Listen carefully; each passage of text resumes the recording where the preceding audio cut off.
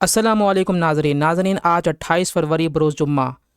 खैबर पख्तूनख्वा के ज़िला नौशेरा में वाक़ एक मशहूर दीनी दरसगाह जामिया दारुल उलूम हक्कानी यहाँ पर अफसोसनाक धमाका हुआ आज, जिसमें 6 अफराद जो है वो शहीद हो गए और कई ज़ख्मी हो गए जिनको हस्पताल मुंतकिल कर दिया गया।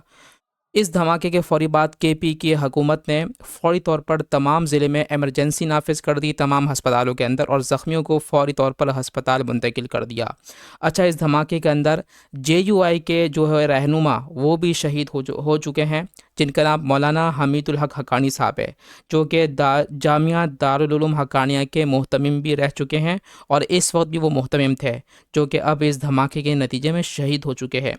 काफ़ी ज़्यादा तकलीफ़ देह मनाजर थे, अफसोसनाक मनाजर थे, और यकीनन ये साबिक रुकन कौमी असम्बली भी थे।